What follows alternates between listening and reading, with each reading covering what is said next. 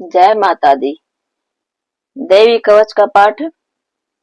श्री मार्कंडे जी बोले, हे ब्रह्मा जी, इस संसार में परम गुप्त जो कवच है और जो सभी प्रकार से मनुष्य की रक्षा करने वाला और जिसे अभी तक किसी ने प्रकट नहीं किया, उस कवच को मुझे बतलाइए। श्री ब्रह्मा जी मार्कंडे जी से बोले, हे प्रिय, जो अत्यंत छिपा हुआ संपूर्ण जीव मात्र का उपकार करने वाला तथा पुण्यदायक श्री देवी जी का कवच है, सो तुम उस कवच को मुझसे सुनो।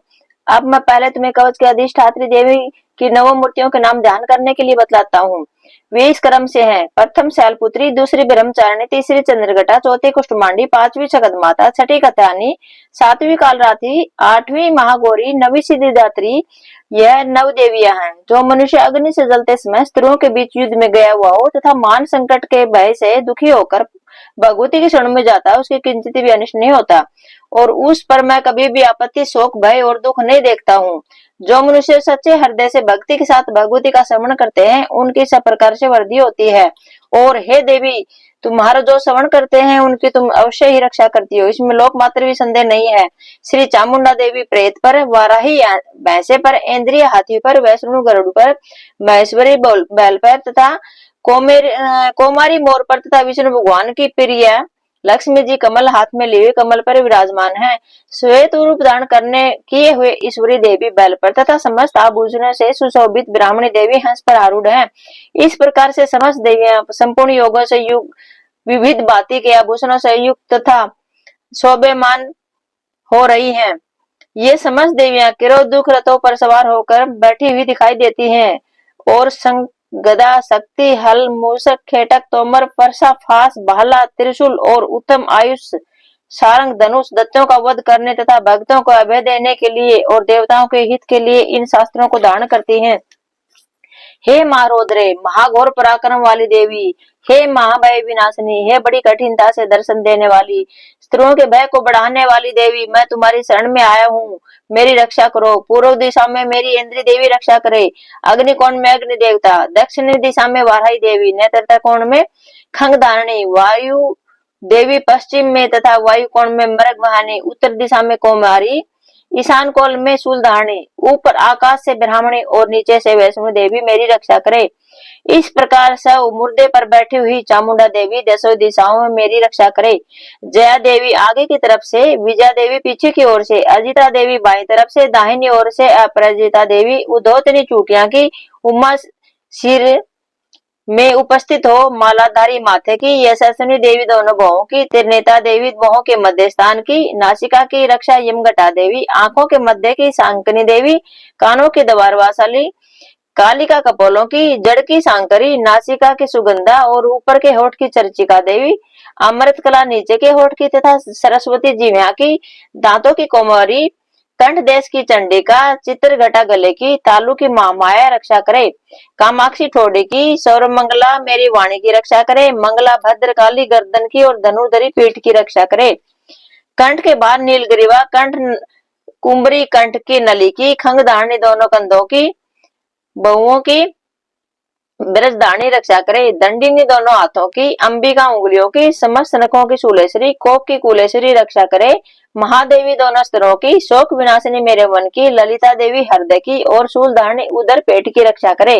नाभि की कामनी, गुहा स्थान की, गुहेश्वरी, गुप्त काम की, पूतना देवी लिंग की तथा महिषवानी गुदा की, कमर की, भगवती घुटनों की, विंध्यवासिनी सब कामनाओं को पूर्ण करने वाली महाबली देवी जंगाओं की रक्षा करे। गुटियों की नरसिंगी, पैरों के पृष्ठ भाग की तेजस्वी देवी, पांव के अंगुलियों की श्री देवी, तलुओं की सतलवासिनी देवी, दृष्टि कराली नखों की, ऊर्ध केसरी केसों की, कोमेरी रोम छिद्रों की, बागेश्वरी त्वचा की रक्षा करे।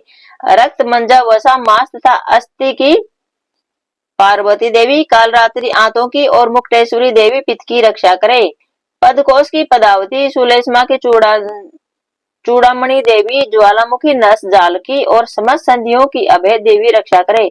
श्री ब्राह्मणी मेरे शुकर वीर्य की, श्री छत्रेश्वरी देवी छाया की, अहंकार मन बुद्धि की श्री धर्मधारणी रक्षा करे तथा प्राण, अपमान, ब्यान, उदान और समान की ब्रजहस्ता देवी, प्राण की कल्याण शोभना देवी, योगिनी रस रूप गंध शब्द और स्पर्श की, स्तोगुण, रजोगुण और तमोगुण की नारायणी देवी रक्षा करे। आयु की वाराही देवी, धर्म की वैष्णो देवी रक्षा करे।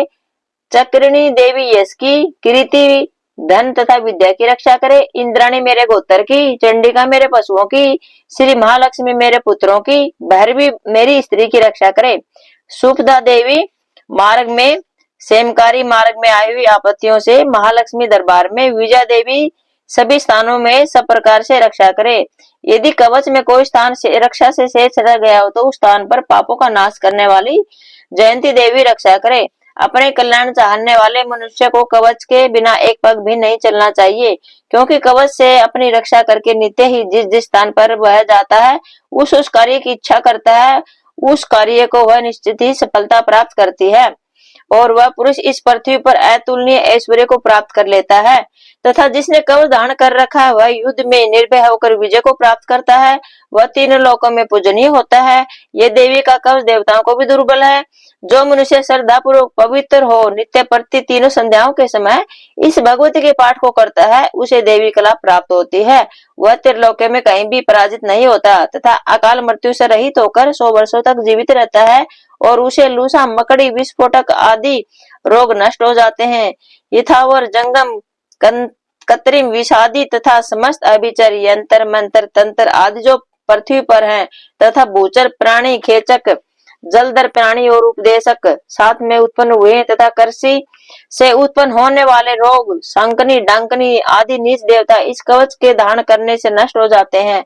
अंतरिक्ष में गमन करने वाले महाबलशालिनी, डांगनी, ग्रह, भूत, पिशाच, यक्ष, गंधर्व, राक्षस, ब्रह्मा राक्षस, बेताल, कुष्ठमांड तथा भैरवादिक अनिष्टकारक देवता देवी के कवच को धारण करने से वाले पुरुष के दर्शन मात्र से भाग जाते हैं। इस कवच को धारण करने से पुरुष के तेज की वृद्धि होती है, यश और कीर्ति भी मिलती है। जो मनुष्य पहले इस कवच का पाठ करके बाद में सप्तशती का पाठ करता है उस मनुष्य की संतति, पुत्र, पौत्र आदि जब तक यह भूमंडल, पर्वत, वृक्ष, वन को धारण किए हुए है तब तक पृथ्वी पर बने रहते हैं। जो देवताओं के लिए भी परम दुर्बल स्थान है वह देहांत के बाद उस परमोत्तम धाम को प्राप्त करता है और दिव्य स्वरूप को प्राप्त होकर शिव जी के साथ आनंद का भागी होता है। यह देवी कवच आप पढ़ोगे या सुनोगे तो घर में सुख शांति बनी रहती है, बच्चे सही सलामत पूजा पाठ करने लग जाते हैं, बच्चों की जो बुद्धि होती है वो ठीक हो जाती है। इसलिए देवी कवच का पाठ करना चाहिए, अगर कर नहीं सकते तो सुनना जरूर चाहिए। जय माता दी, जय माता दी, जय माता दी।